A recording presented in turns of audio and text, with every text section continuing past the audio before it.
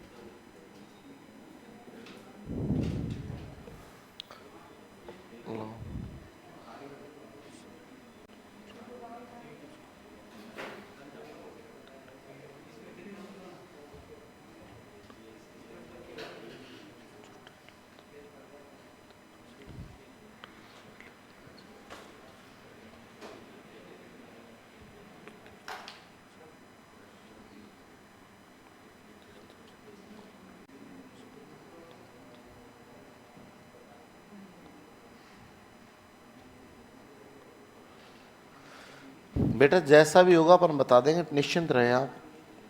और जिलों को लेकर जो चल रहा है ना, वो बता रहे दैनिक भास्कर में ऐसा है ऐसा है। जिंदगी भर आता रहेगा बेटा, क्या करें आप। जितना परिवर्तन सरकार करेगी उतना परिवर्तन अपन करेंगे।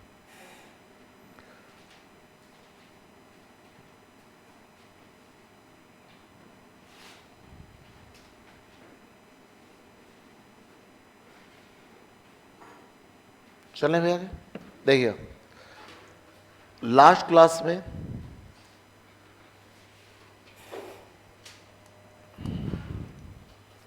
हमने लास्ट जो पढ़ा था ना सर, उस लास्ट में यहां तक ये बनाया था, नोट लिखना था, है ना।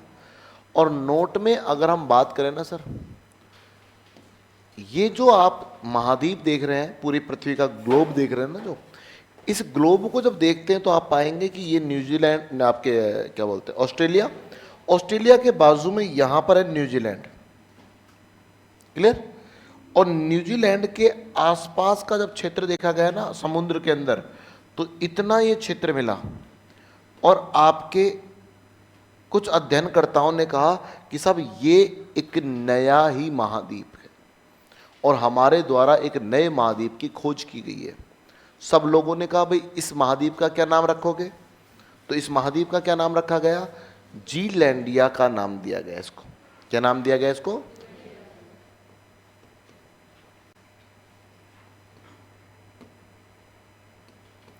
जीलैंडिया का नाम दिया गया।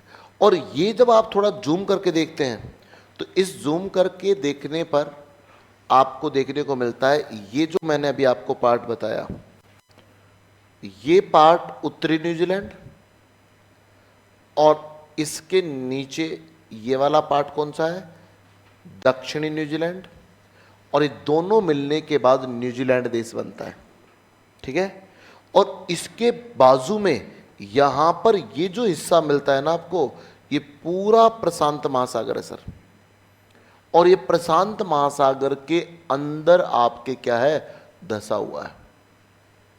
ऊपर से देखोगे तो पानी, लेकिन महासागर के अंदर के जब जाएंगे तो आपको ये देखने को मिलता है। हमने कहा इसका मतलब फिर न्यूजीलैंड, इन्होंने कहा इसी का हिस्सा है न्यूजीलैंड, फिजी वगैरह ये छोटे छोटे, ठीक है ना। तो हमने कहा साहब फिर इसका मतलब बताओ क्या होगा, तो इन्होंने कहा ये जो पूरा हिस्सा है ना, इस हिस्से को अगर 100% मान लेते हैं हम, तो आप कह सकते हो इसका 94% हिस्सा, 94% भाग वर्तमान में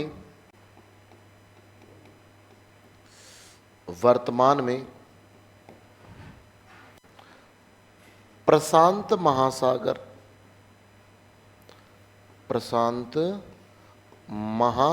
में डूबा हुआ है, डूबा हुआ है। बोलिएगा साहब, यहां तक की बात समझ में आई। और इसे कुछ विद्वानों ने तो क्या मान लिया है, 8वां महाद्वीप, लेकिन अंतर्राष्ट्रीय स्तर पर सभी संस्थाओं ने इसे अभी 8वां महाद्वीप मानने से इनकार किया है। और इस पर और रिसर्च चल रही है। जब इसकी रिसर्च पूरी होगी तब इसकी स्थिति को और हम देखेंगे। लेकिन अभी हमारे सामने करंट को लेकर इसका नाम का जिक्र जरूर चलने लगा है। क्लियर? तो आपने एक नोट लिखा है, इस नोट में लिखिएगा, फटाक से जल्दी से नोट लिखिएगा और नोट के अंदर लिखिएगा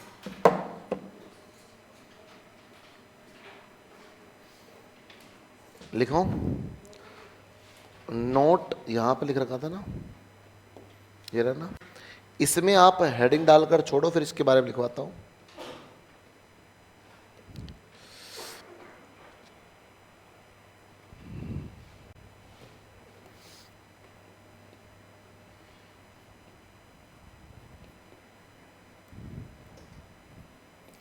जीलैंडिया महाद्वीप, इसमें लिखते जाओ, मैं एक एक लाइन बोलता जाता हूं। लिखिएगा। कुछ विद्वानों द्वारा इसे कुछ विद्वानों द्वारा इसे आठवें महाद्वीप के रूप में माना है। कुछ विद्वानों द्वारा इसे आठवें महाद्वीप के रूप में माना है।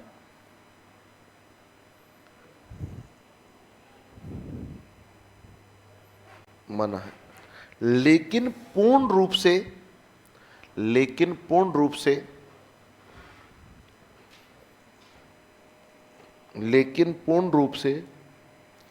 अंतरराष्ट्रीय स्तर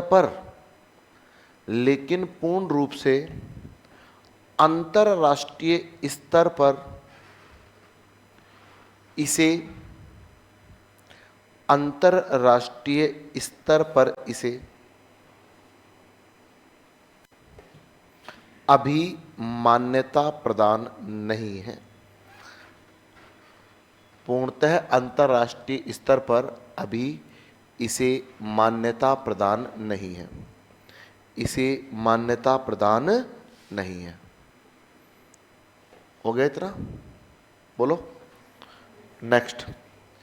स्थिति बराबर, दूसरा एरो करके इसी में लिखना, स्थिति लोकेशन की बात करना चाहते हैं, लिख दिया। इसमें लिखिएगा स्थिति में आप न्यूजीलैंड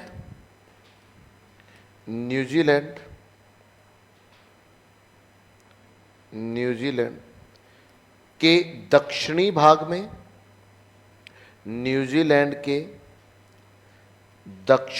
में, और ब्रैकेट में देखो, डायरेक्ट अगर पूछता है तो न्यूजीलैंड के दक्षिणी भाग में, और ब्रैकेट में लिख देना न्यूजीलैंड व आसपास का क्षेत्र। न्यूजीलैंड के आसपास का क्षेत्र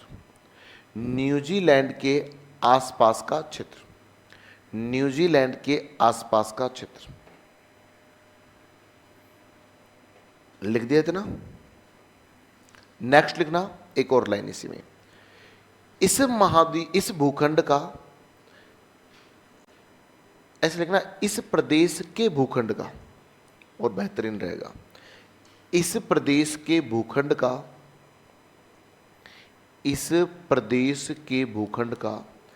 94% भाग, इस प्रदेश के भूखंड का 94% भूभाग प्रशांत महासागर में डूबा हुआ है। प्रशांत महासागर में कैसा डूबा हुआ है? प्रशांत महासागर में डूबा हुआ है। यहां तक बताइए, आपने नोट कर लिया होगा। चलें आगे। बोलो सर, पीछे सभी ने नोट कर लिया ना? चलें आगे, सुनिएगा। तो ये तो बात हुई सर, हम जो पढ़ रहे थे इसमें आपके इस लोरेशिया की और इस गोंडवाना लैंड की, ठीक है ना। अब बात करते हैं इस टेथिस पैंथालासा की और इस टेथिस सागर की। देखिएगा, अगली जो स्थिति बनेगी, उस स्थिति में यदि दोस्तों मैं कहता हूं कि दूसरे नंबर पर हमारे पास जो हुआ करता था वो आपके क्या हुआ करता था? पैंथालासा। गोंडवाना तो हो तो गए भाई, अंगारा लैंड गोंडवाना। और इसके बाद हमारे पास कौन सा है? पैंथालासा। और इस पैंथालासा के सर अगर आप बात करते हैं, पहले 4 प्रमुख पार्ट बताए जाते थे, 4 प्रमुख भाग बताए जाते थे, और आज वर्तमान में इसके कितने भाग बताए जा रहे हैं? 5। करेंगे इन 5 के बारे में भी बात। देखिएगा सर, 5 पार्ट की बात है, उससे पहले हमें पता है कि ये जो पैंथालासा है ये आपके क्या है? जल राशि है भाई, जलीय भाग ही तो है ना ये। और इस जलीय भाग का क्या बनता है? तो आप देखिएगा, जलीय भाग के नाम में नंबर 1 पर हमने नाम दिया है पैसिफिक, या इसी को हमने नाम दे दिया प्रशांत। दूसरे को नाम दिया गया है अटलांटिक।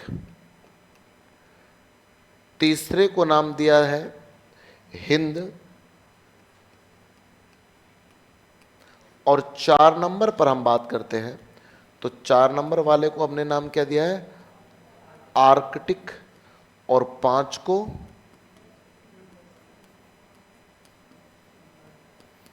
अंटार्कटिक या अंटार्कटिका महासागर भी इसको बोल देते हैं। इसी को आपके क्या कह देते हैं? इसका दूसरा नाम दक्षिण ध्रुव।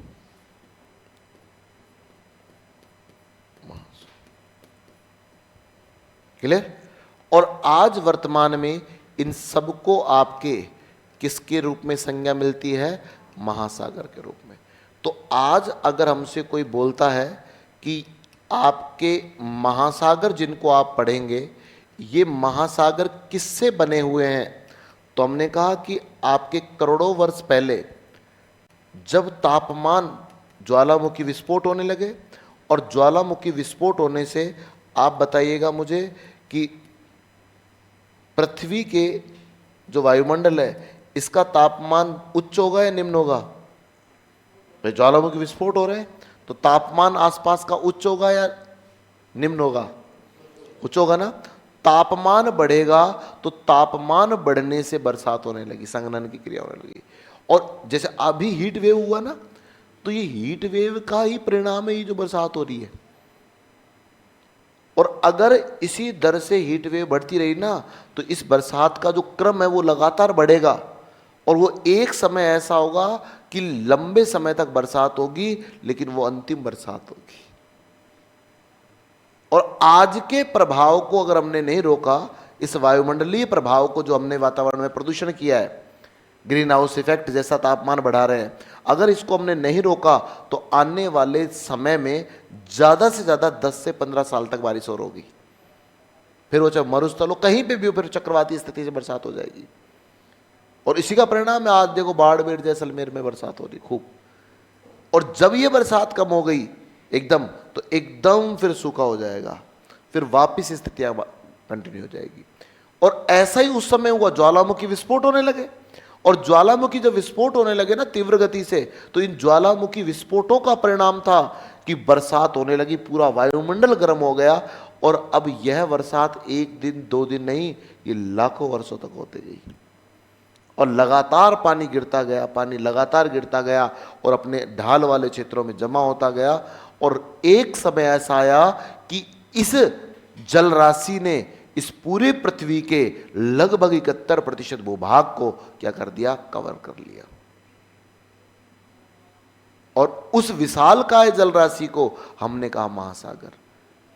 मन में एक विचार आया कि महासागर का जल ही खारा क्यों? क्या कारण रहा? भाई बरसात से तो पानी एकदम बढ़िया आता है, पूर्ण रूप से H2O की फॉर्म में आता है। तो उन्होंने बताया इसके होने का 2 कारण, ये बरसात भी अम्लीय वर्षा के रूप में हो रही थी। क्यों? वायुमंडल के अंदर क्या है? आपके विभिन्न प्रकार के विषैले पदार्थ है, उनसे टच होकर अम्लीय वर्षा हो रही है। उसके बाद नॉर्मल वर्षा होने लगी। लेकिन जब ज्वालामुखी विस्फोट हुए ना, तो उनके जो लवण थे, नीचे का जो लावा लवण के रूप में बाहर आया, वो तो जमीन पर रहा ना, ऊपर धरातल में। जैसे पानी गिरा, गिरने के बाद जल बहने लगा, उसके मार्ग में जो भी लवण आया उसने अपने आप को उसके साथ डिसॉल्व किया, घोला और ले जाकर गहरे स्थान पर जमा कर दिया।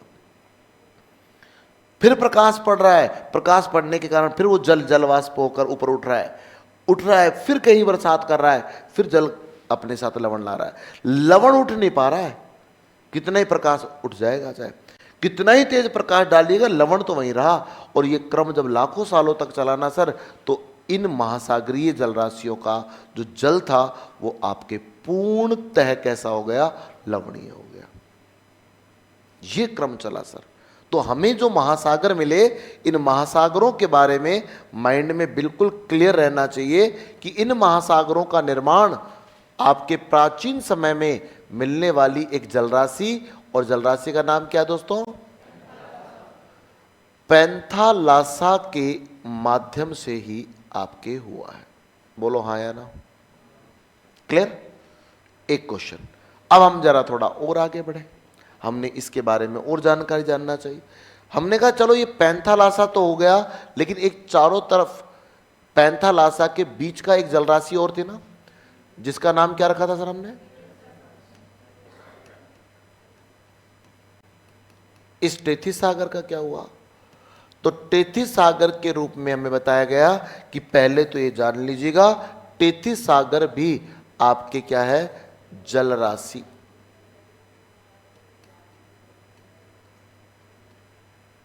क्लियर। और ये जो जल राशि है ये इसकी तुलना में छोटी है। बड़ी जल राशि कौन सी है, पैंथालासा। छोटी जल राशि कौन सी है, टेथी। और ये टेथी सागर के माध्यम से आपकी तीन स्थितियां मूल रूप से विकसित हो गई, जिसमें एक नंबर पर हमने देखा, तो एक नंबर पर हमने देखा जितने भी खारे पानी की झीलें, अधिकांशतः लगभग सभी खारे पानी की झीलें। दूसरा क्या बने, और तीसरे नंबर पर हिमालय। हमने कहा पानी से पर्वतमाला कैसे बन गई भाई, तो उन्होंने कहा पानी से नहीं बनी है, इसका निर्माण हुआ है किससे, टेथी सागर के किससे, अवसाद से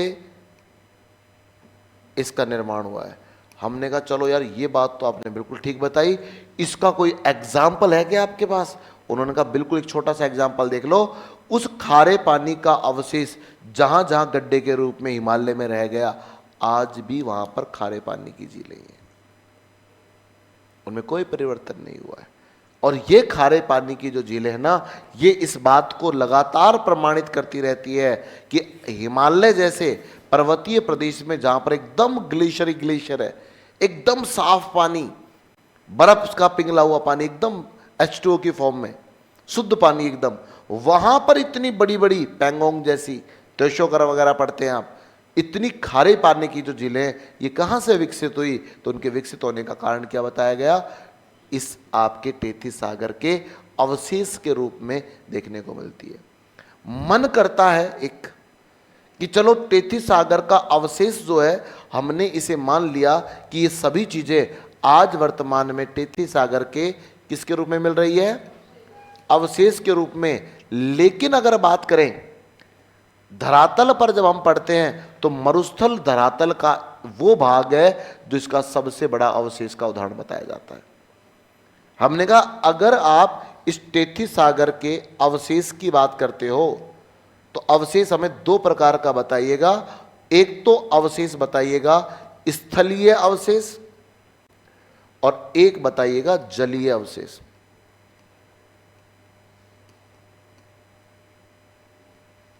और एक कैसा, जलीय। भाई जितने भी मरुस्थल है ना, उन मरुस्थलों में यही तो पढ़ा था हमने कि भाई ये देखिएगा, ये आपके टेथी सागर था, इस पे भूगर्भिक हलचल हुई तो ये धरातल धीरे धीरे क्या होने लगा, ऊपर उठने लगा, ऊपर उठने लगा तो जल नीचे जाने लगा, यहाँ पर रेत ही रेत बच रहा है, मरुस्थल वो इसका उदाहरण है। तो हमने कहा इसके लिए तो आप कोई भी मरुस्थल उठाकर देख लीजिएगा, ये सभी अवशेष इसके मिलेंगे आपको। इन्होंने कहा जल राशि, तो अब ऐसी कौन सी जल राशि है आपकी नजर में जो सबसे बड़ा टेथी सागर का अवशेष आज भी हो। मैंने आपको परसों बताया था, बाहर है तो राजस्थान से बाहर निकलो सर, अब विश्व की बात चल रही है। कोई नहीं, वो एक दो बार होगा ऐसा, क्योंकि पढ़ाई वो है।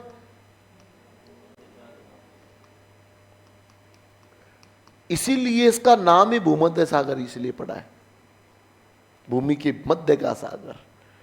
और मध्य में तो क्या था? क्षितिज सागर। ठीक है ना? तो आज भी हमें ये अवशेष के रूप में मिलता है। तो एक बार हम इतना लिखेंगे, फिर इससे आगे की बात कर लेते हैं।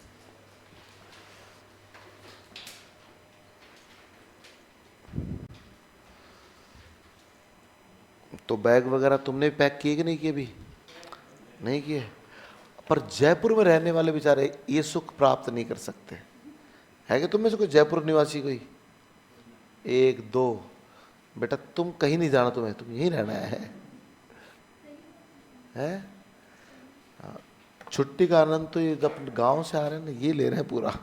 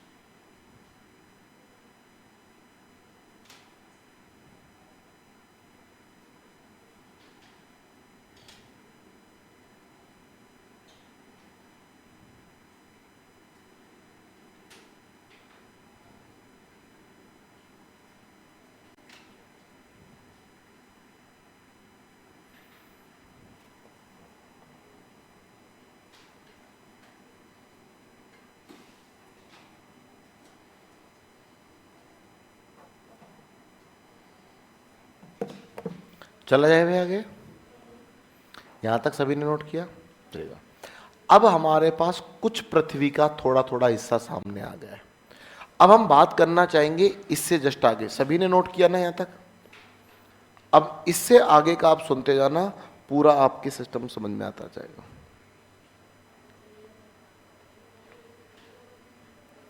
हो गया ना सभी का?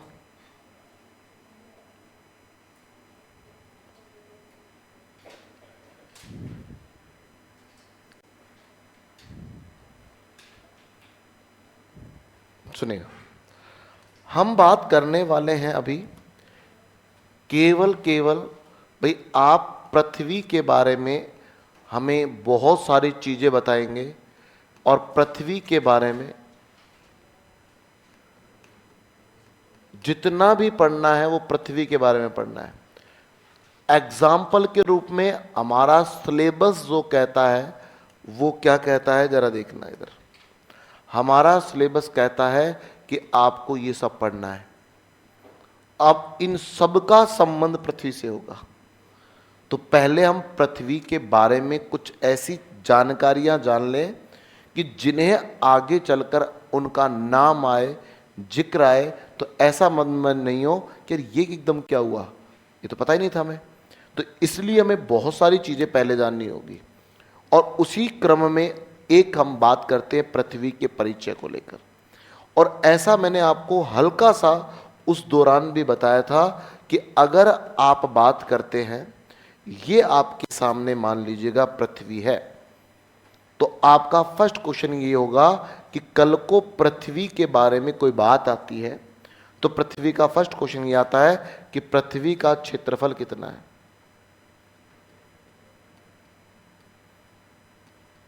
पृथ्वी का क्षेत्रफल कितना है, क्लियर। और पृथ्वी का जो क्षेत्रफल बताया जाता है वो हमने बताया था कितना है, 51 करोड़ वर्ग किलोमीटर। तो एक बात तो सुनिश्चित हुई ना, कल को कोई भी चीज का मापन कर ले, महाद्वीप महासागर कुछ भी कर ले हम, 51 करोड़ से तो ज्यादा नहीं हो सकता, क्योंकि 51 करोड़ में तो पूरी क्या समाई हुई है, पृथ्वी, ठीक है ना। और इसके केवल ऊपरी भाग की जब आप बात करते हैं तो ऊपरी भाग पर दो अवस्थाएं मिल रही थी, आ रहा याद। एक तो हमने कहा था कि भाई ऊपरी भाग जो है उस पर या तो हमें क्या मिलेगा सर, जल, या तो मिलेगा ऊपरी भाग पर जल, और या ऊपरी भाग पर क्या मिलेगा, स्थल। दो ही तो चीजें मिलेगी ना, जल या थल। और ये हमें देखो कहां काम दे रहा है। और सुनाओ क्या हाल है तुम्हारे, बढ़िया है। तो तैयारी वैयारी सही चल रही है तुम्हारी घर जाने की।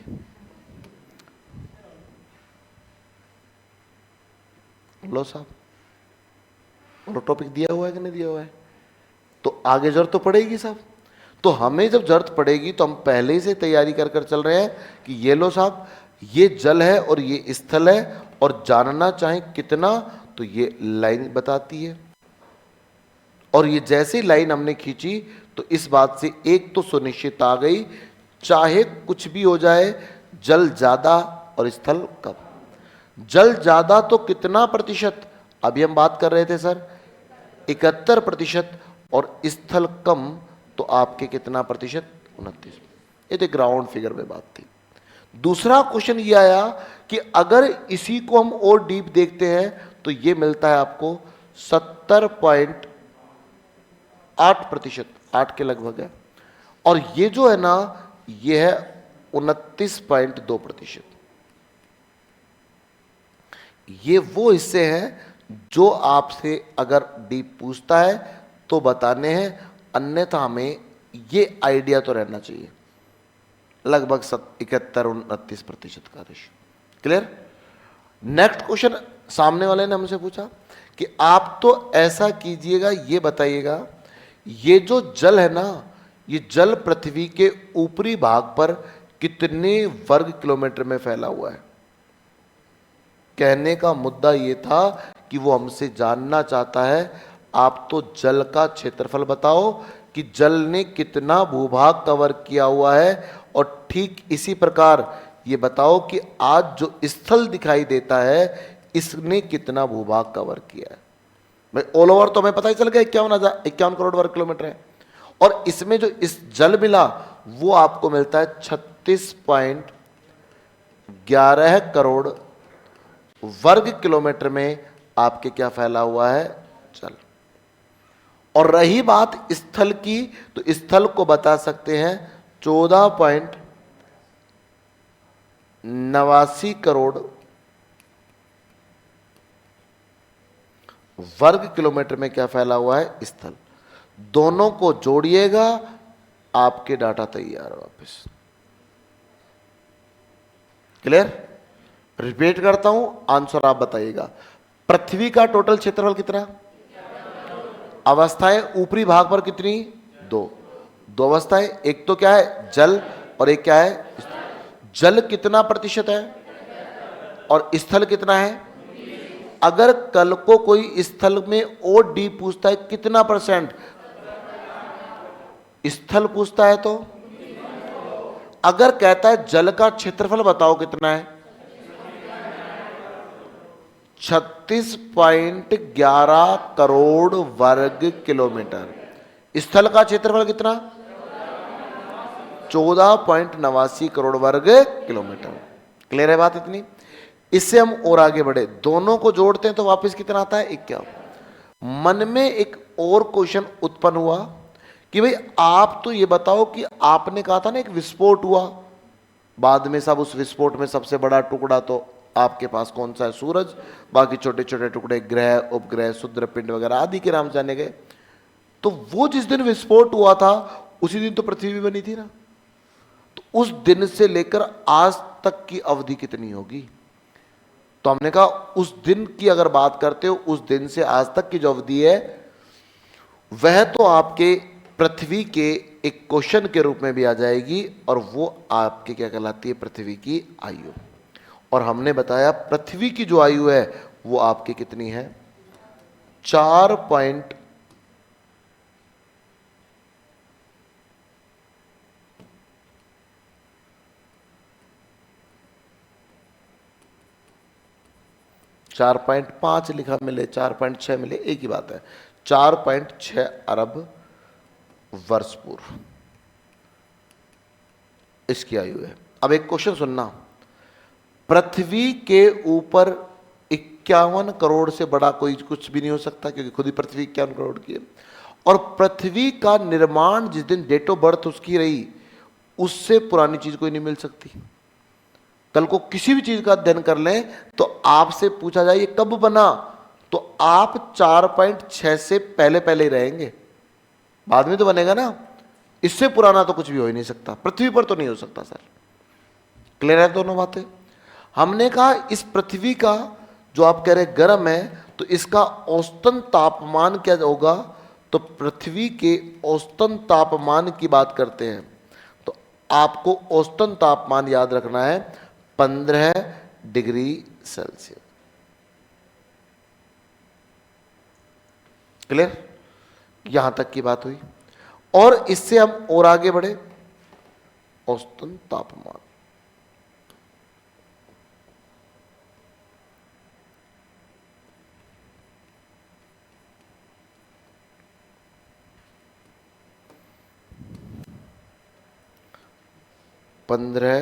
Degree centigrade. ठीक है सर? इससे और हम आगे बढ़ते हैं, हम जानना चाहते हैं कि ये जो हमारी पृथ्वी, हम जिसको बारे में बात कर रहे हैं, इसके बारे में हमें एक बात और बताइएगा। इस पृथ्वी का उपनाम, और पृथ्वी को आगे चलकर हम एक उपनाम के नाम से जानते हैं, और इसी को हमने क्या कहा है? नीला ग्रह। क्या नाम दिया है सर? नीला ग्रह। हम जानना चाहते क्यों, तो बताया गया नीला ग्रह क्यों कहा इसको?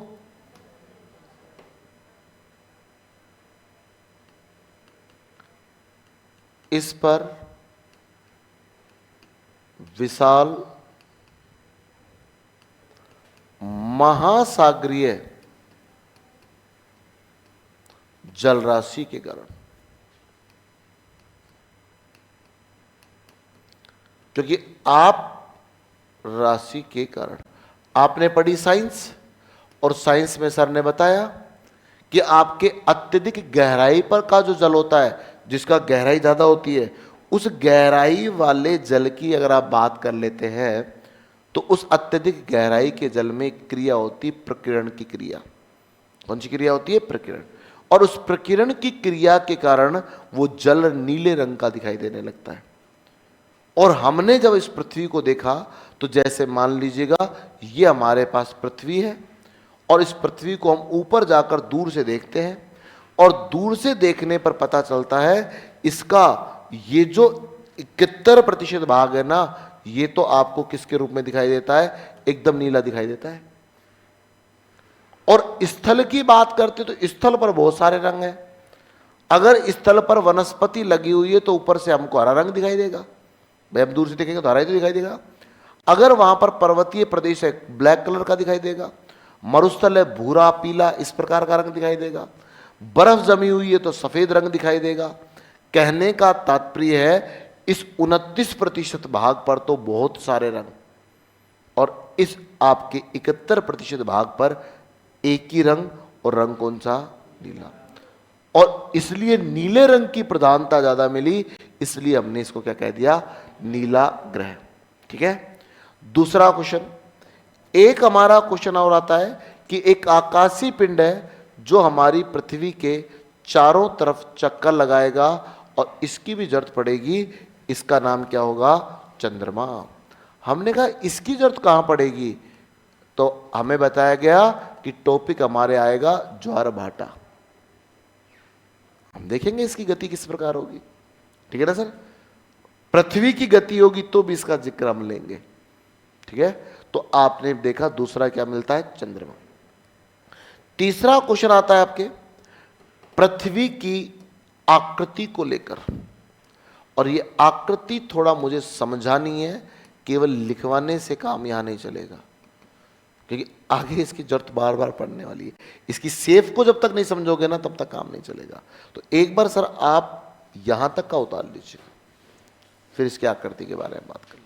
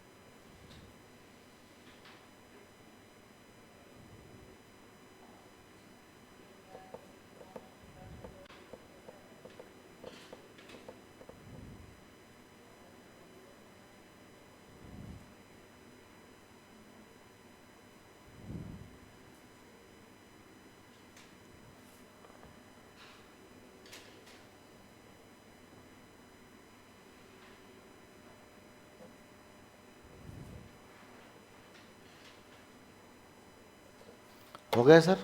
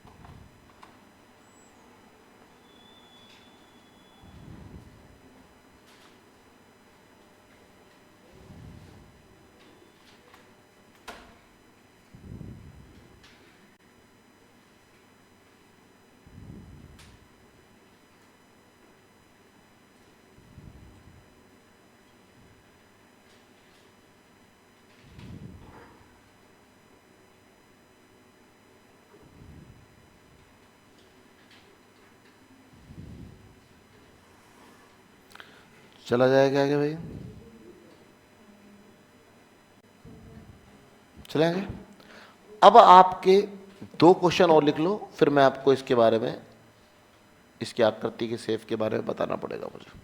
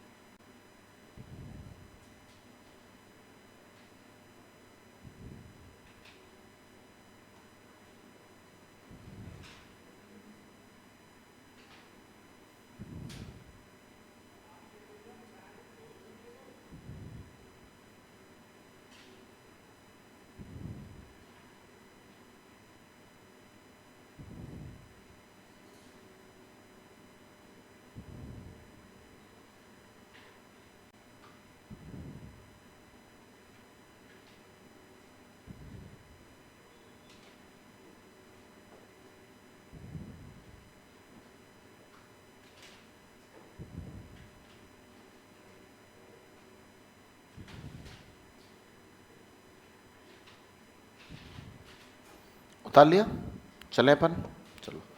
अब देखो, पृथ्वी की आकृति के बारे में स्थिति प्रारंभ होती है शुरुआत से और अब तक।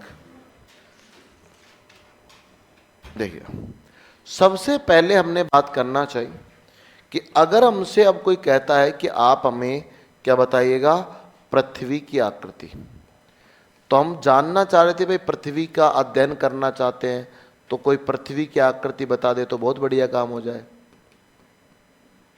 तो हमने सब विद्वानों से पूछना स्टार्ट किया, भाई बताओ पृथ्वी की आकृति कैसी। तो एक विद्वान आते हैं, उनका नाम है अरस्तु। क्या नाम है?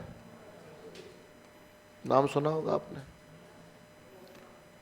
अरस्तु के अनुसार हमने कहा, भाई साहब बताओ पृथ्वी की आकृति कैसी। तो इसने कैसी बताई?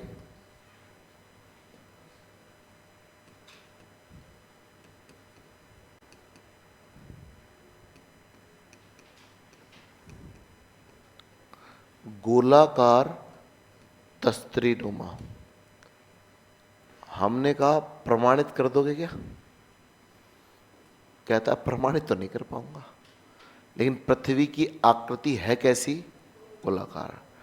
अब एक बात बताओ, जब तक कोई भी विद्वान पृथ्वी की आकृति के बारे में अपना अपना मत दे, जैसे मैं तुमसे कोई क्वेश्चन पूछूं और आप सब अपने अपने विचार बता दे, भाई ऐसा हो, ऐसा आंसर ऐसा, तो मेरा अगला क्वेश्चन क्या होगा कि भाई आप ये बताओ मुझे कि आपका आधार क्या है। इस बात को सिद्ध तो करना ही पड़ेगा। तो सबसे पहले अरस्तु जब आकृति बताता है पृथ्वी की आकृति गोलाकार है, तस्त्रीनुमा है, तो लोगों ने इससे प्रमाण जानना चाहा कि भाई बताओ कैसे। तो बोला प्रमाण नहीं दे सकता, इसे मैं स्पष्ट नहीं कर सकता, लेकिन मेरे से अगर आप पूछोगे, मेरा आकलन पूछोगे, तो पृथ्वी की आकृति कैसी है? गोलाकार। और समय आगे बढ़ा, एक व्यक्ति और आया जिसका नाम था कोपरनिक्स। नाम आपने सुना होगा, खूब आगे खूब आएगा। कोपरनिक्स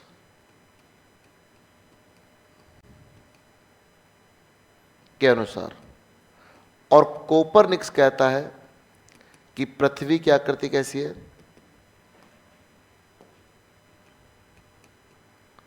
नारंगी के समान। और सुनो, गेंद के समान। क्या दिमाग खराब हो रहा? नारंगी के समान।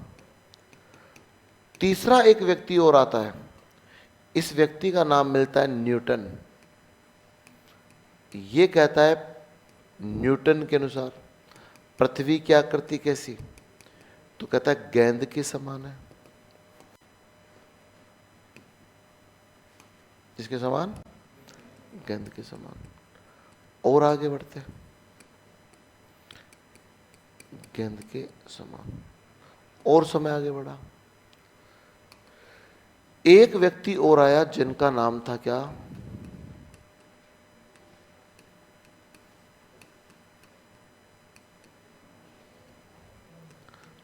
जॉन हर्सेल के अनुसार। और ये जो जॉन हर्सेल है ना,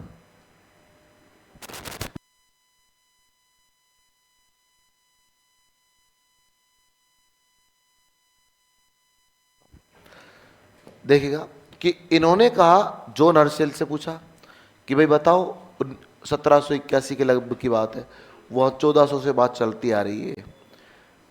जॉन हर्सेल कहता है कि मैं बता दूंगा आकृति कैसी है। सबने कहा भाई बता। इसने कहा पृथ्वी की आकृति कैसी है। सबका दिमाग घूम गया, यार ये तो नाम ही हमने आज सुना है, इसका मतलब बता, पहले तो इस शब्द का मतलब बता। उन्होंने कहा बिल्कुल आसान, पृथ्वी की आकृति कैसी है।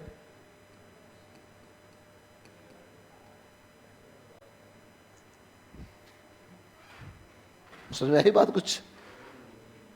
जॉन हर्सेल कहता है कि पृथ्वी की आकृति पृथ्वी की जैसी।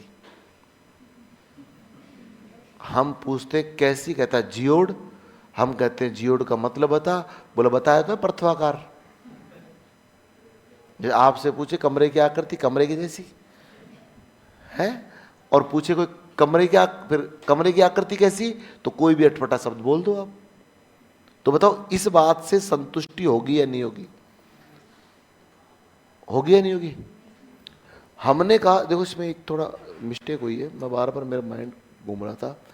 ये तो गेंद के समान बताता है पहले तो, फिर नारंगी के समान आता है। ये सब वैसे ही चलते रहे, इनके सब अंदाजे चल रहे थे। अब बताओ सबसे ज्यादा आकृति का ज्ञान किसको होगा?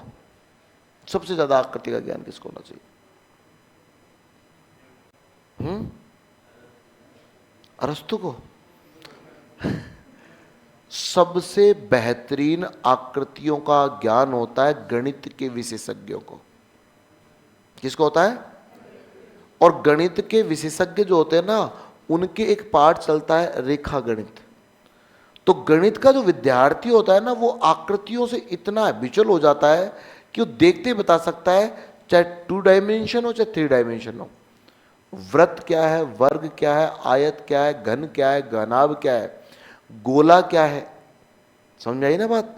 तो उन लोगों के पास हम गए, हमने कहा साहब हमारी इस समस्या का समाधान कर दो आप।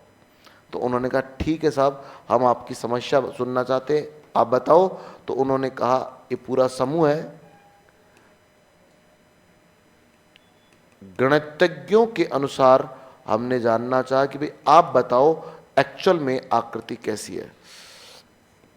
तो इन्होंने आकृति देखी और देखकर भाई साहब इन्होंने भी एक शब्द दे दिया, लघुवक्ष गोलाभ।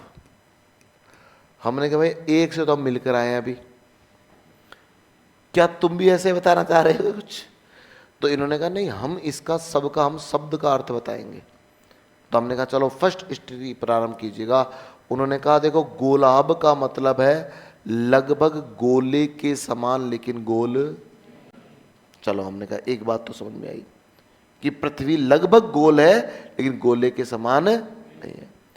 दूसरा लघुवक्ष, इसने कहा ये 2 शब्दों का मेल है।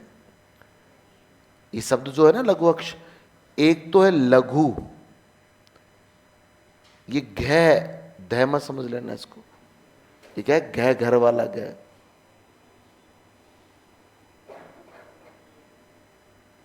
और दूसरा शब्द क्या है? अक्ष। लघु है अक्ष जिसके, और जो लगभग गोले के समान है वो आकृति क्या कहलाए? लघुवक्ष गोलाभ। हमने कहा हमें कुछ मतलब नहीं, बना के दिखा दो। सही बात है ना? इन्होंने कहा ये लो साहब, बना के भी दिखा देंगे हम तो। और दोस्तों इन्होंने, गणितज्ञों ने ये आकृति बनाकर दिखाई।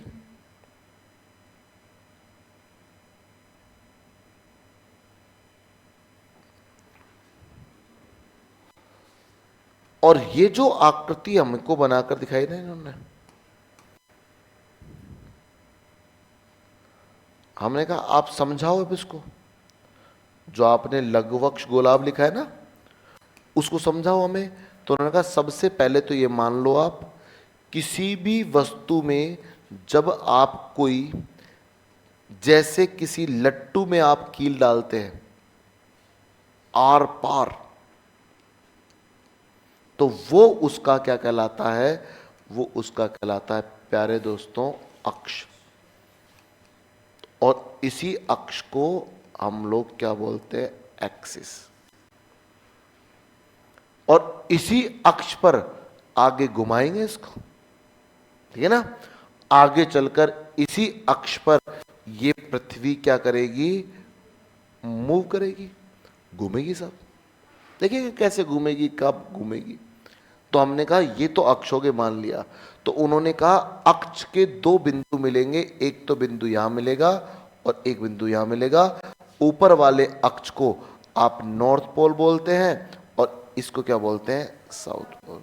इसको नॉर्थ बोलते हैं और इसको क्या बोलते हैं? साउथ। इन्होंने कहा अगर आकृति गोल होती है, जैसे कोई गोल आकृति अपने पास बॉल है, उस बॉल को कहीं से भी मापन कर लो, सब जगह बराबर मिलेगी। यहां पर अक्ष जो है ये नॉर्थ पोल और ये साउथ पोल, ये थोड़े से लघु कर दो, थोड़े छोटे कर दो, थोड़े दबा दो, थोड़े धसा दो, तो अब जो ये आकृति बनेगी, ये आकृति कैसी कहलाएगी? लघुवक्ष गोलाभ कहलाएगी। हमारा तो वही क्वेश्चन है सिंपल, प्रमाणित कर दोगे? इन्होंने कहा बिल्कुल कर देंगे प्रमाणित। तो अभी तक हमें एक वर्ग ऐसा मिला है जो प्रमाण देने के लिए तैयार है। जैसे ये आकृति आई ना, भाई साहब इसने कहा मेरी तो आकृति है, मैंने बताया था ना नारंगी की जैसी है। नारंगी देख लो आप, ऊपर से नीचे थोड़ी थोड़ी दबी रहती है ना। इन्होंने कहा पहले आप प्रमाणित कर दो, फिर हमने प्रमाणित तो नहीं कर सकता, मैंने तो बता दिया है। अब ये लोग करते हैं प्रमाणित, क्योंकि इन्हें ज्ञान है ना इस चीज का। तो इनका जो प्रमाण है वो हम देखेंगे। उससे पहले आप लोग है ना यहां तक का डायग्राम बना लो, ठीक है? चलो फिर इसको अपन बात करने वाले हैं।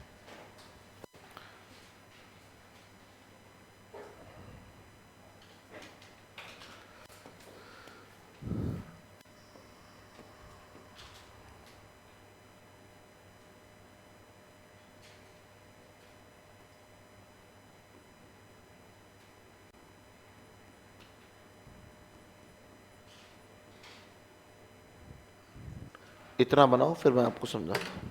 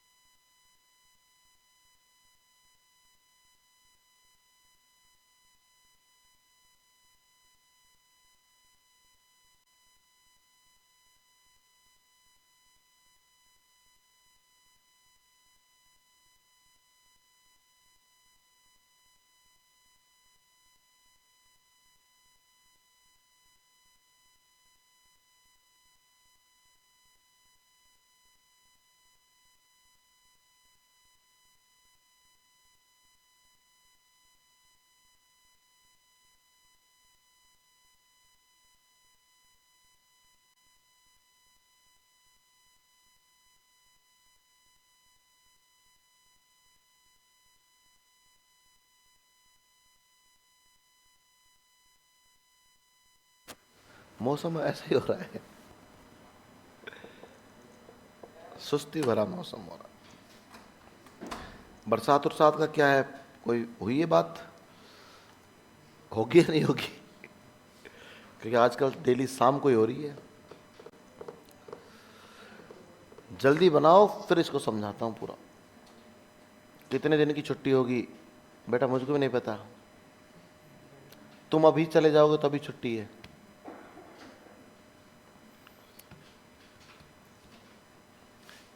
कितने दिन की छुट्टी? 3 4? हाँ, एक तुम खुद करोगे।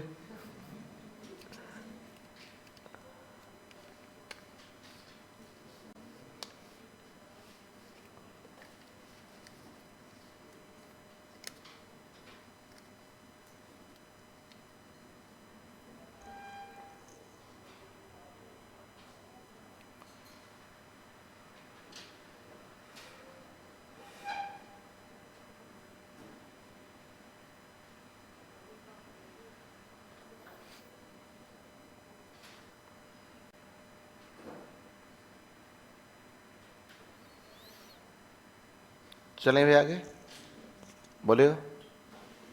सुनिए सर, जयपुर में थोड़े बादल, धौलपुर में भी भेज दो, यहाँ बारिश नहीं हो रही है।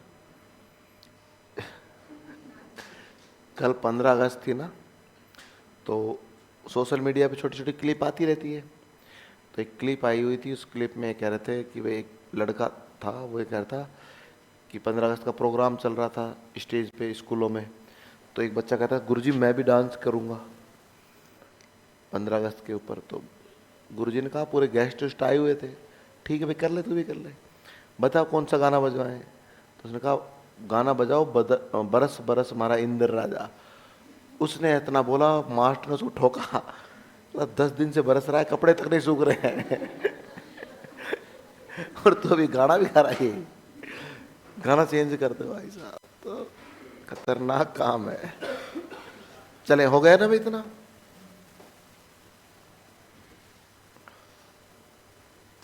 यहां तक उतार लिया सभी ने।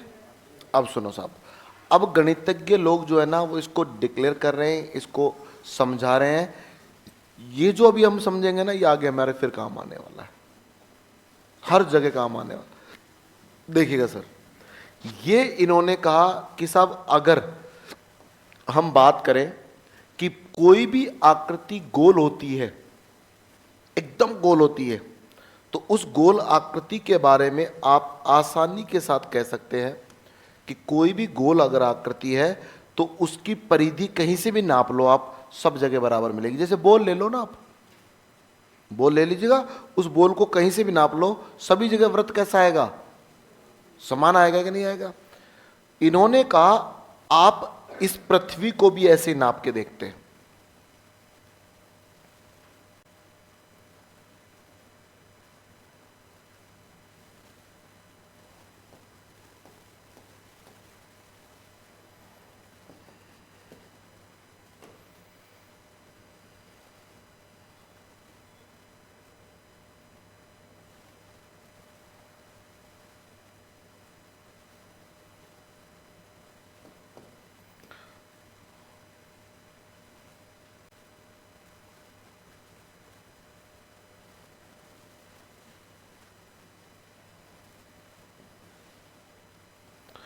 इन्होंने कहा कि ये देखिएगा, हमने जो पृथ्वी की आकृति बताई है वो कैसी बताई है? जियो आपके लघुवक्ष गोला। और अब हम नापना स्टार्ट करते हैं, ज्यादा हो गए तो।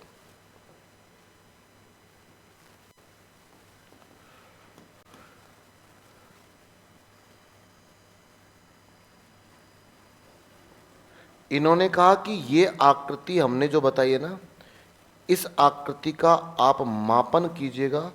और मापन किस प्रकार हम बताते हैं वो जरा सुनते जाइएगा। पृथ्वी के बीचों बीच हमने एक प्रमुख अक्षांश पढ़ेंगे आगे, और इसे हमने कहा भूमध्य रेखा, तो हमने इसको नापा पूरे को। और इसे हमने नाम जो दिया है वो सर नाम क्या दिया है? इसे नाम दिया भूमध्य रेखीय परिधि, इसे क्या नाम दिया? भूमध्य रेखीय परिधि। क्लियर है सर? और अगर आप यहां पर बात करते हैं, ये पोल नॉर्थ पोल है और ये पोल कौन सा है? South pole. अगर इन दोनों को इस प्रकार मिलाते हुए, ग्लोब मंगवाना, इससे बोलना ग्लोब लेके आएगा ऊपर से।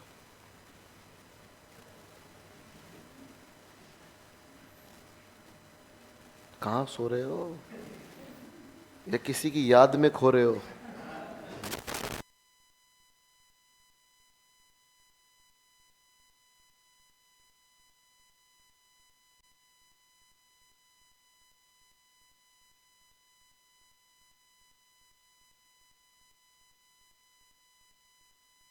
देगा भाई, इन्होंने क्या किया, जैसे कोई बोतल दे दो ना, फिलहाल बेटा देना बोतल। जैसे ये मान लीजिएगा, इसको ग्लोब मान लीजिएगा कुछ देर के लिए, है ना सर, पृथ्वी मान लीजिएगा। इन्होंने एक राउंड तो ये लिया, इसे नाम दिया भूमध्य रेखीय परिधि, और एक राउंड इन्होंने ध्रुवों को मिलाते हुए ये पूरा राउंड लिया। समझ आई ना बात? तो एक तो राउंड ये वाला हो गया और एक राउंड ये वाला हो गया। इस राउंड को तो हमने नाम दिया भूमध्य रेखीय परिधि, और इधर वाले इस राउंड को हमने क्या नाम दिया है? ध्रुवीय परिधि। क्या नाम दिया है? ध्रुवों को मिलाने वाली अगर कोई परिधि है तो उसे हम क्या नाम दे देंगे? ध्रुवीय परिधि। अब बताओ, कल को मैं कहीं पर भी ध्रुवीय परिधि के बारे में आपसे पूछता हूं कि ध्रुवीय परिधि क्या होती है, तो आप समझ जाओगे ना ध्रुवीय परिधि का मतलब क्या है, हाँ या ना? और अगर मैं कहता हूं भूमध्य रेखीय परिधि तो समझ जाओगे? बोलो। इन्होंने कहा, ये लीजिएगा साहब, पहला ही क्वेश्चन हमने यहां पर लिखा है कि अगर आप बात करते हैं पृथ्वी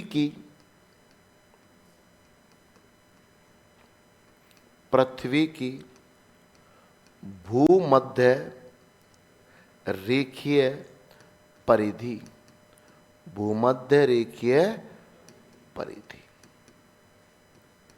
की लंबाई, एक क्वेश्चन ये। दूसरा क्वेश्चन, पृथ्वी की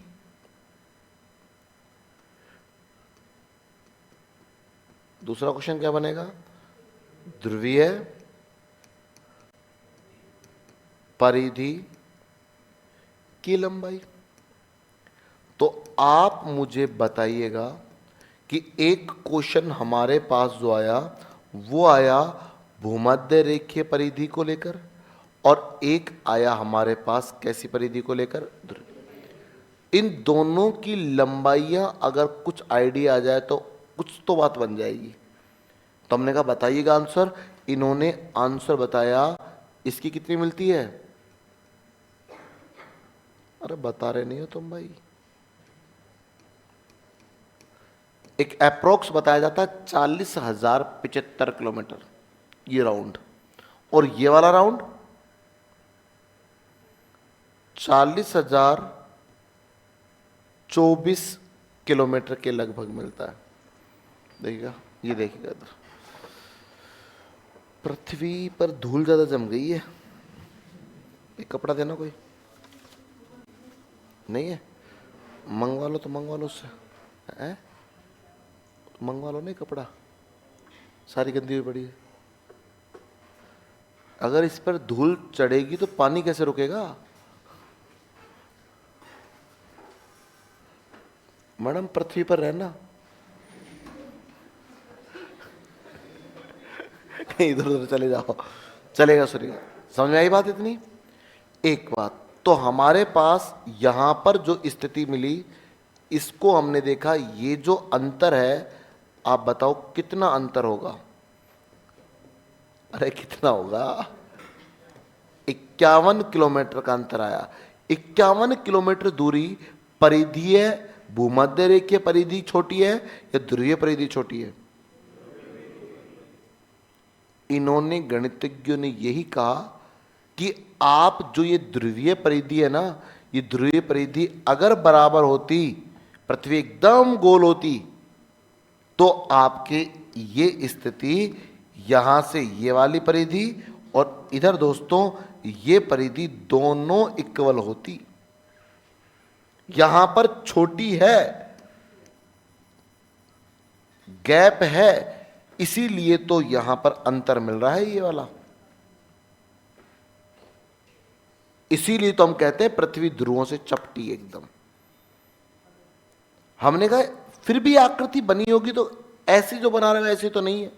इन्होंने कहा नहीं ऐसी तो नहीं है, बिल्कुल पृथ्वी की आकृति यूनिक ही है अपने मन में। हमने कहा इसे और सरल भाषा में समझाओ कैसी होगी। उन्होंने कहा ये कल्पना कर लो कोई पानी का गुब्बारा भर रखा है आपने, एकदम गोल होगा। अब उसको ऊपर और नीचे से थोड़ा सा प्रेस करोगे ना तो ऊपर और नीचे तो समतल हो जाएगा, और इसका कुछ भाग क्या निकलेगा बाहर, और ये जो बाहर भाग निकलेगा ना तो ये एरिया चौड़ा हो जाएगा। इसलिए ये तो लंबाई क्या हो गई है ज्यादा, और ये लंबाई क्या हो गई है कम। हमने कहा चलो ठीक है साहब। हमने कहा साहब हमने तो ये डाटा ही नहीं सुना आज तक, हम तो कुछ 12,000 कुछ सुनते हैं।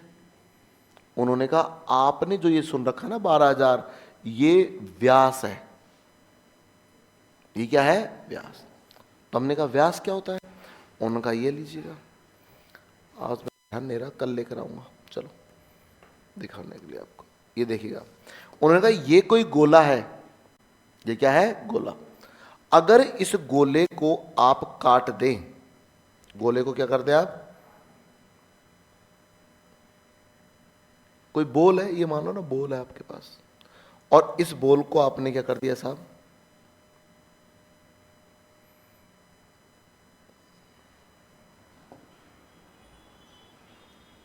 ये काट दिया। तो एक टुकड़ा ऊपर दिख रहा है ना, एक टुकड़ा नीचे। अब यहां से लेकर दोस्तों और यहां तक का जो हिस्सा मिलेगा ना, ये हिस्सा, ये दूरी, ये लंबाई, इसकी क्या कहलाएगा?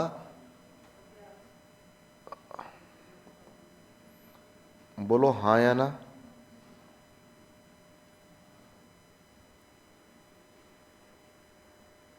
ज्यादा बड़ी चीज तो नहीं वाली,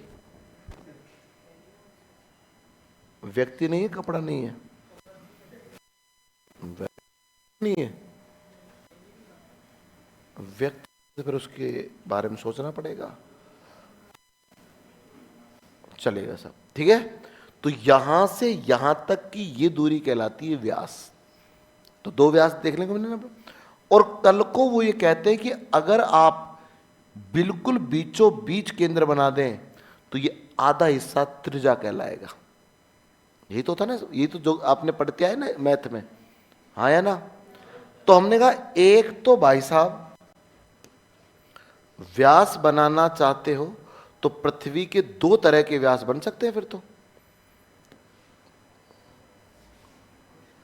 इसके नीचे का स्टैंड वगैरह साफ कर देना सर।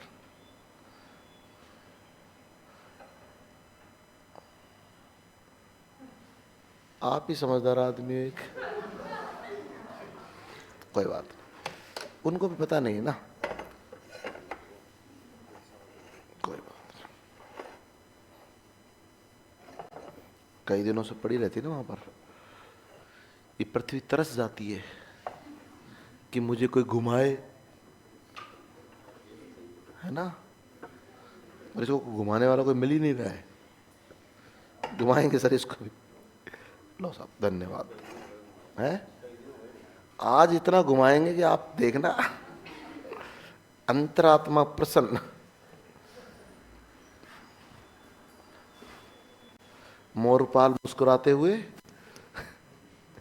प्रसन्न मुद्रा में।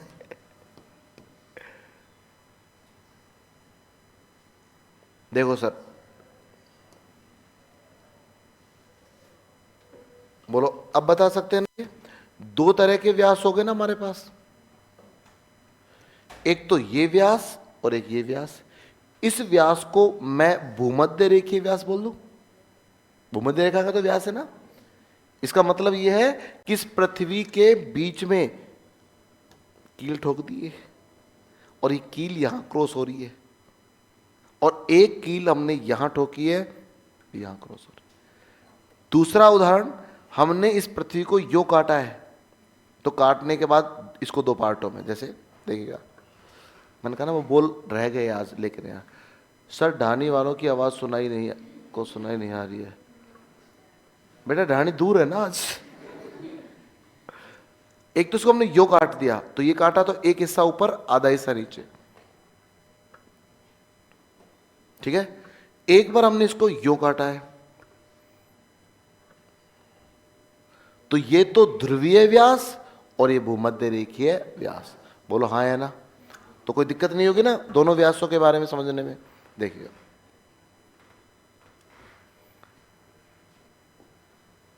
दूसरी हमने एक लाइन लिखी, पृथ्वी का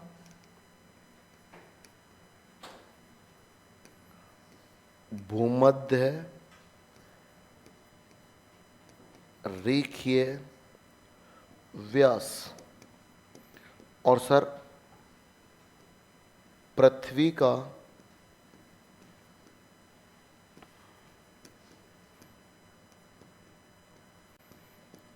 ध्रुवीय व्यास, बोलो कितना, कुछ थोड़ा बहुत आइडिया है भाई? 12,756 और लिख देता हूँ, 0.4 किलोमीटर, 12,713.2 किलोमीटर, ठीक है।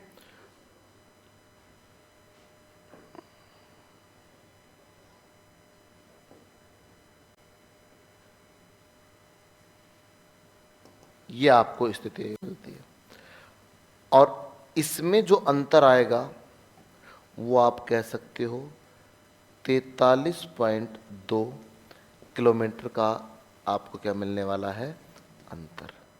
तो अब देखिएगा, आप आसानी के साथ बता सकते हैं कि हमने दोनों तरह की स्थितियों को जांच लिया, और दोनों तरह की स्थितियों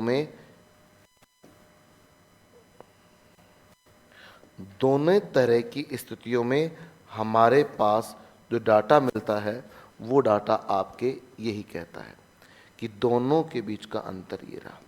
और अंतर जो आया वो किसको प्रमाणित कर रहा था सर? वह प्रमाणित कर रहा था आपके ये दूरी कम है और ये दूरी क्या है, ज़्यादा। और इन्होंने साहब इस प्रकार हमें इसको बिल्कुल प्रूफ कर दिया। अब हम भी कुछ नहीं बोल सकते भाई, प्रूफ कर दिया तो कर ही दिया, कोई दिक्कत ही नहीं है। कितना भी सूर्य का प्रकाश इस पृथ्वी पर पड़ ले, जब ऊपर से चपटी है तो यहां पर प्रकाश पहुंच जाएगा क्या, ध्रुव पर? यहां नीचे पहुंच जाएगा क्या भाई? प्रकाश की किरण यहीं तो आएगी, यहां कर आगे चली जाएगी, यहां तो प्लेन ही है ना। तो जब भी कभी जरूरत पड़ेगी यहां प्रकाश की किरणें नहीं पहुंच पाएगी किसी भी सूरत में, ठीक है ना। वो आगे की बात है। अब मुझे आप बताओ, यहां तक की कहानी समझ में आ गई कि ना? अब अगर आपसे पूछा जाता है कि क्वेश्चन वापस वही, और क्वेश्चन कहता है कि अब बताओ नोट लगाकर कि हम पृथ्वी की आकृति कैसी बताएं। अब निष्कर्ष के रूप में पृथ्वी की आकृति बतानी है, तो पृथ्वी की जो आकृति है वह प्यारे दोस्तों आपको अब बतानी है कैसी है। पहला आंसर आपको देना है लघुवक्ष गोलाभ। लघुवक्ष गोलाभ ऑप्शन में नहीं होता है, तो इसी आकृति के लिए इस जॉन हर्सेल वाला शब्द वैलिड कर दिया गया, जियोड। और इसी आकृति को एक नाम और दिया गया, और इसे क्या नाम दे दिया गया, भूभाग, भूमि का टुकड़ा, ठीक है। और ये आकृति हमारे पास आज वैलिड है। अब आपको सभी के बारे में पता है, कोई दिक्कत नहीं होनी चाहिए, हाँ ना। चले आगे, चलो इतना बनाओ फिर और बताता हूं। अच्छा ये वाला बना लिया ना आपने, चलो अब ये और बनाओ फटाक से। ये साहब ग्लोब हो गया।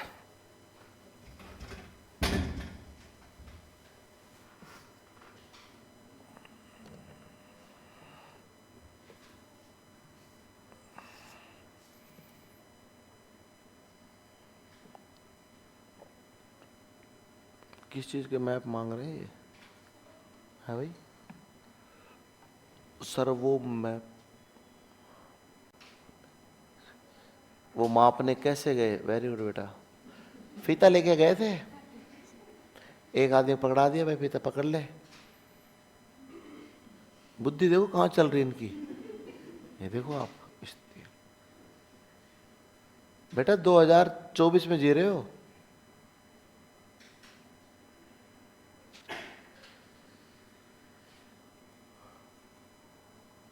सुनील यादव,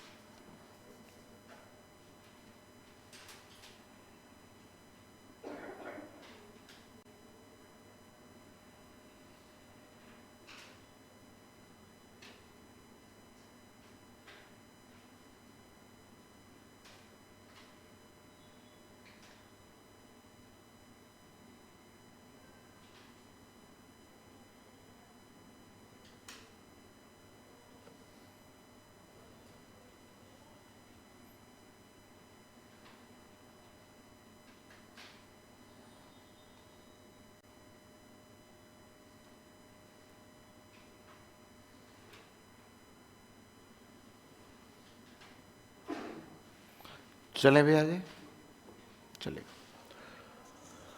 हम बात करने वाले हैं अभी दो चीज़ों को लेकर और, ठीक है ना, वो ज़रा सुनिएगा। यहाँ तक तो आकृति के बारे में हमारी बात हो चुकी है। अब हमारा नेक्स्ट क्वेश्चन है कि हम देखना चाहते हैं पृथ्वी का, एक शब्द आता है ग्लोब, एक शब्द क्या आया, ग्लोब। और ग्लोब के बारे में फर्स्ट क्वेश्चन हमारा ये बनता है कि ग्लोब का अर्थ क्या है। सबसे पहले तो हम जानना चाहते हैं ग्लोब का अर्थ, और ग्लोब का अर्थ हमें बताया गया पृथ्वी का, आप कह सकते हो प्रतिरूप, या इसी को आप कह सकते हो मॉडल। क्लियर, कि पृथ्वी का प्रतिरूप या मॉडल ही क्या कहलाता है, ग्लोब कहलाता है। जो पृथ्वी के आकार को, डिजाइन को समझाने के लिए क्या होता है, वैलिड होता है कि पृथ्वी का डिजाइन कैसा है, पृथ्वी कितनी बड़ी है, क्या साइज है, वो नहीं बताएगा ये। पृथ्वी का डिजाइन कैसा है, उसकी शेप कैसी है, उसकी आकृति कैसी है, उसको रिप्रेजेंट करने के लिए बनाता है। तो हम कह सकते हैं पृथ्वी का प्रतिरूप, पृथ्वी का मॉडल, मॉडल अर्थात पृथ्वी की आकृति को दर्शाने वाला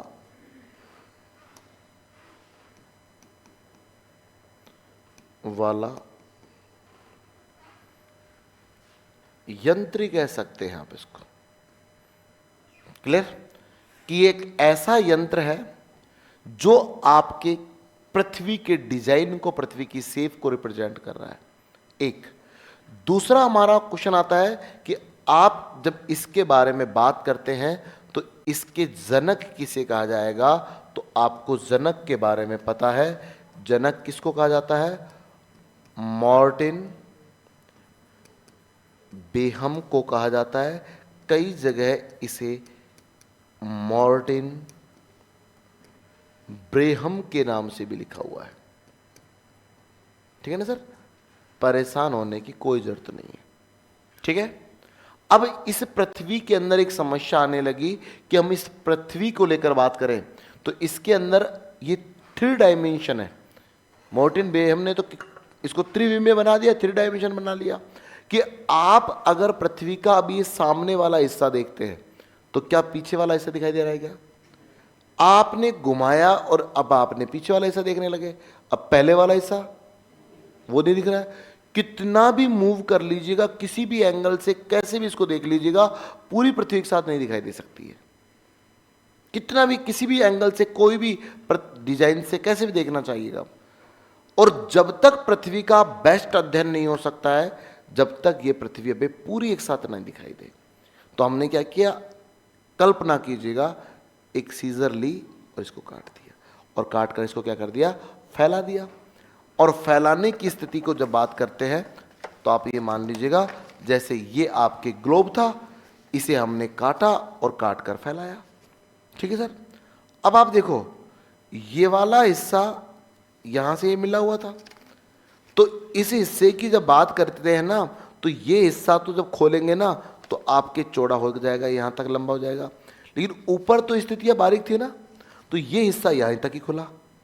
तो यहां तक खुला तो हमें तो बिल्कुल क्या करना था, आयत के रूप में लाना था।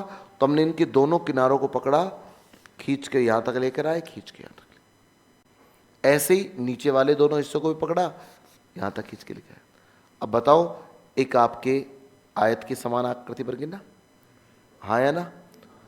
अगर कल को ऊपर वाले हिस्से देखे तो वो अपने तो खींचा हुआ है ना, तो ऊपर वाले हिस्से बताइएगा थोड़े ज्यादा जूम हो जाएंगे ना, नीचे वाला हिस्सा भी जूम हो जाएगा ना, और बीच वाला हिस्सा ये एज इट इज रहेगा। तो जब भी आप विश्व का मैप देखेंगे ना सर, तो उस मैप के ऊपर जितना भी हिस्सा मिलेगा, चाहे फिर वो आपके इधर से स्टार्ट कर लेना, अलास्का हो, कनाडा हो, यूएसए हो, ग्रीनलैंड हो, ऊपर के आपके जितने भी यूरोप के अंदर आएंगे, नॉर्वे हो, स्वीडन हो, फिनलैंड हो, रूस हो, ये सारा हिस्सा आपको क्या दिखता है, बड़ा दिखता है।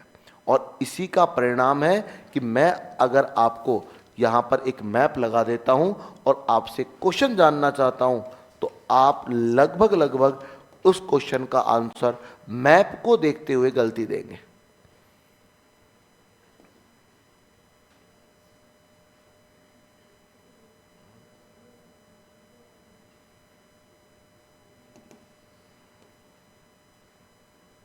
ये लीजिएगा सब, ये आपके सामने विश्व का मैप है।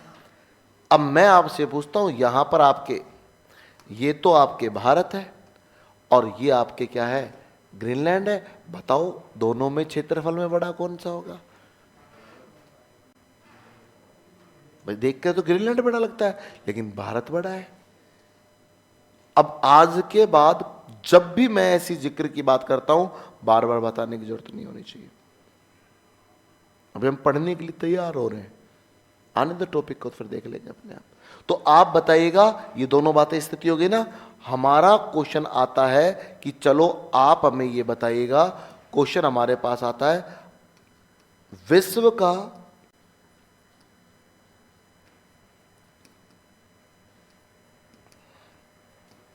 सर्वप्रथम आधुनिक मानचित्र, विश्व का सर्वप्रथम आधुनिक मानचित्र निर्माता किसे कहा जाता है? मानचित्र कला तो आपके टोलमी ने स्टार्ट कर दी थी पहले ही, थोड़ा थोड़ा जितना भी हिस्सा वो जानता था।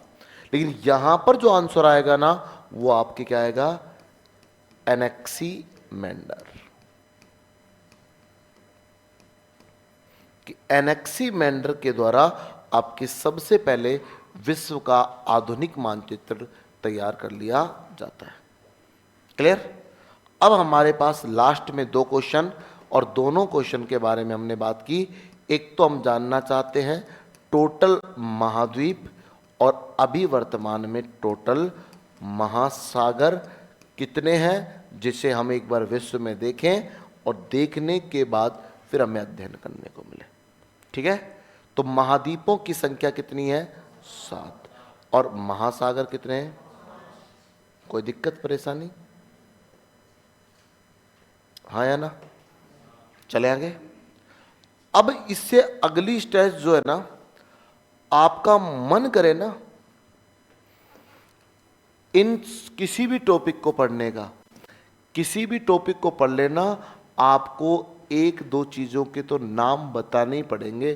किसी ना किसी देश का नाम बताना पड़ेगा, किसी ना किसी तट का नाम बताना पड़ेगा, किसी ना किसी जलराशि का नाम बताना पड़ेगा। पड़ेगा या नहीं पड़ेगा? कि सब अक्षांश देशांतर पढ़ा दो ना, डायरेक्ट पढ़ा देंगे ना। वहां पर पहला ही क्वेश्चन ये आएगा कि 0 डिग्री अक्षांश किन किन देशों से गुजरता है। भूमध्य रेखा का संबंध कहां से? कर्क रेखा का संबंध कहां से? मकर रेखा का संबंध कहां से? आएगा ना कि भूमध्य रेखा व आपकी 0 डिग्री ग्रीनविच रेखा दोनों आपस में कहां मिलती है? सब गिन्नी की खाड़ी खुद को नहीं पता हमें। आई ना बात?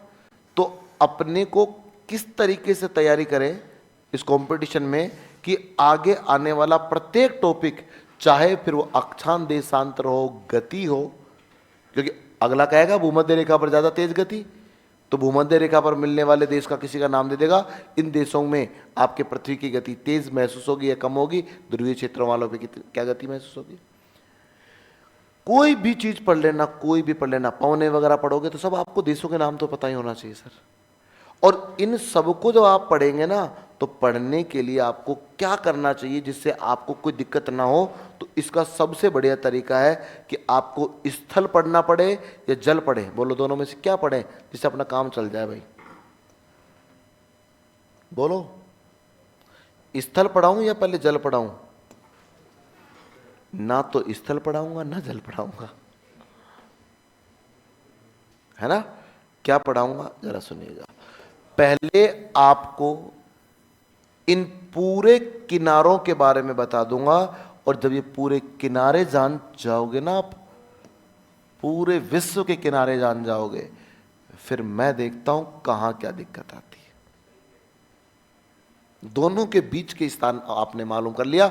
अब उसका मन करे, हाँ, अब उसका मन करे तो अंदर चला जाएगा तो अंदर वाला भाग बता देंगे, उसका मन करे बाहर आ जाए तो बाहर का बता देंगे। फिर बताने की जरूरत नहीं होगी इक्वेटर किस देश में एंट्री करेगी, हम जानते किस देश में एंट्री करेगी। समझ में आई ना बात? कुछ कुछ तो समझ में आने लगा ना। चलो आगे चलते हैं कि हमारे पास यहां तक की जब स्थिति आई, इस स्थिति को हमने और जानना चाहा। एक बार यहां तक उतार लो, फिर मैं पेज चेंज कर देता हूं इसका।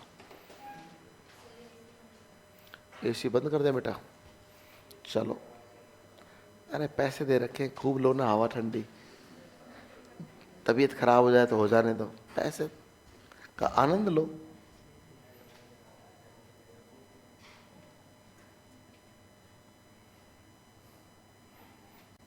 कई तो पीजी में लड़के रहते हैं ना, डाइट लेते हैं पूरी, चाहे पेट दर्द हो जाए कोई दिक्कत नहीं, इनो लेना पड़े चाहे,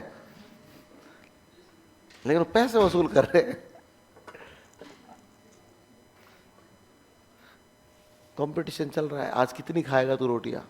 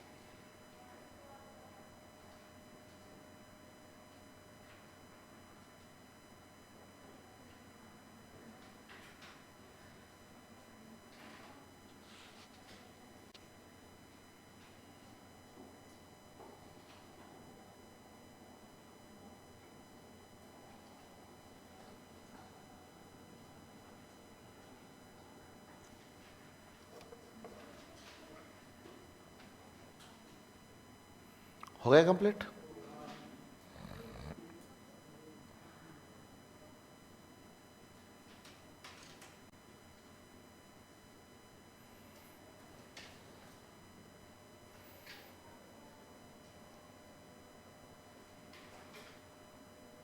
वेरी गुड।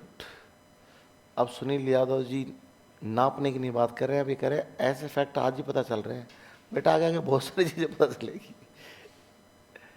सब्जेक्ट है ना सर ये, इसमें अपन ऐसे लेके नहीं चल सकते, क्योंकि आगे कोई भी चीज़ पढ़े ना तो वो आपके लिए मददगार होना चाहिए मैटर आगे का, अभी जो हम पढ़ रहे हैं, और वो एकदम फिर आगे के टॉपिक सॉफ्ट लगने चाहिए। यो नहीं कि साहब भगवान जाने क्या चल रहा है, वो जब ही होगा जब अब कुछ के पास रही होगी ज्योग्राफी, किसी कितने लोगों के पास ज्योग्राफी रही है? 1 2 3 नोट्स दूंगा, एक बार दोबारा हाथ पर करो। हाँ बेटा, कल से तुमसे पूछना है, ठीक है ना? अच्छा, ऐसा कितने लोग हैं जिन्होंने प्रॉपर है ना ग्रेजुएशन की है इस कॉलेज जाकर? 1 2 3 नहीं, 1 वीक वाले तुम। अच्छा, आप लोगों ने प्रैक्टिकल किया क्या प्रॉपर बेटा तीनों ने? इसीलिए सर पढ़ा रहा हूँ। मैं जानता हूँ ना, तो बाकी काफी लोग अभी इनके पास ज्योग्राफी नहीं दिया। अभी तक का समझ में आ रहा है? नॉन ज्योग्राफी वालों आ रहा है ना? लास्ट दिन तक आएगा। चलें? देख रहे हो विनोद? वेरी गुड बेटा। आज के लिए फिर इतना रखते हैं, बाकी चर्चा कल कर लेंगे आराम से। 1 2 दिन और चलने दो आराम से। अक्षांश